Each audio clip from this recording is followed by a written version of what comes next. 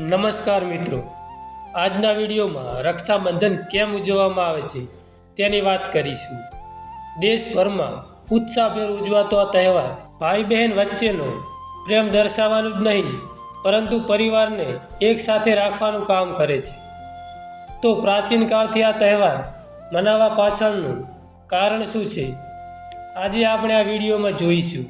રક્ષાબંધન ક્યારે અને શા માટે શરૂ થયું, ઘણી બધી લોકકથાઓ પ્રચલિત છે, તો ચાલો ભગવાન વિષ્ણુથી શરૂઆત કરીએ। આ કથા અનુસાર રાજા બલિએ 110 યજ્ઞો પૂર્ણ કર્યા હતા। આ કારણે દેવતાઓનો ડર વધી ગયો કે કદાચ રાજા બલિ પોતાની શક્તિથી સ્વર્ગ ઉપર પણ કબજો કરી લેશે।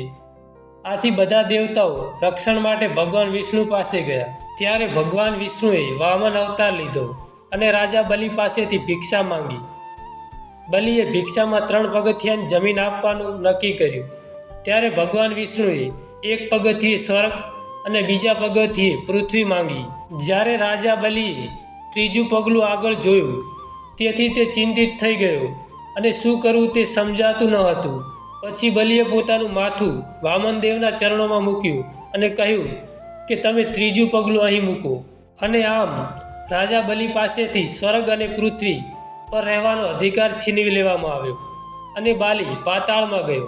ત્યારે બલિએ પોતાની ભક્તિથી ભગવાન પાસેથી વચન લીધું કે તેઓ હંમેશા તેમની સાથે રહેશે।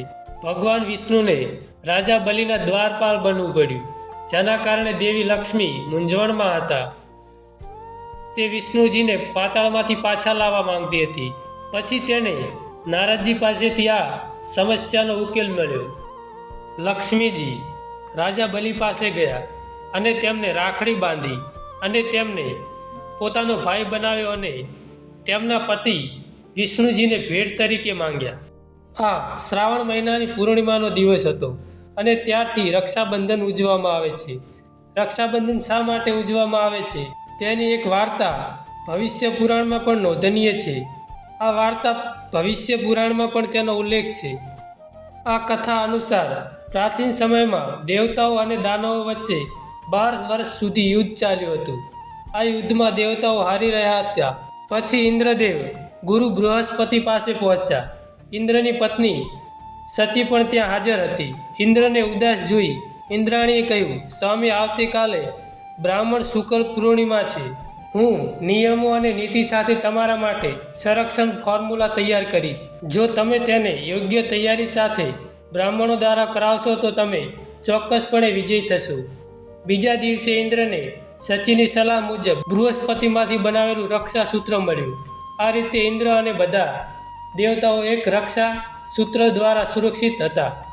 મિત્રો, આગળની વાર્તા મહાભારત કાળ સાથે સંબંધિત છે, જ્યારે ભગવાન કૃષ્ણે પોતાના ચક્રથી શિશુપાલનો વધ કર્યો ત્યારે ચક્ર કૃષ્ણ પાસે પાછું આવ્યું ત્યારે તેમની આંગળી કપાઈ ગઈ। ત્યારે પાંડવોની પત્ની દ્રૌપદીએ પોતાની સાડી ફાડીને શ્રી કૃષ્ણની આંગળીએ બાંધી। ત્યારે ભગવાન કૃષ્ણએ વચન આપ્યું કે આખી જિંદગી હું દ્રૌપદીની રક્ષા કરીશ। આ દિવસનું ઋણ ચૂકવવા દ્રૌપદીની ચીરહરણ સમયે કૃષ્ણ ચીરના રૂપમાં આવી દ્રૌપદીની રક્ષા કરી। તો મિત્રો, આ હતી રક્ષાબંધનથી જોડાયેલી કથાઓ। તમને બધાને બહુચરા ડિજિટલ તરફથી રક્ષાબંધનની ખૂબ ખૂબ શુભકામનાઓ। તો મિત્રો, આવા જ નવા વિડીયો જોવા માટે અમારી બહુચરા ડિજિટલ ચેનલને સબસ્ક્રાઈબ કરવાનું ભૂલતા નહીં।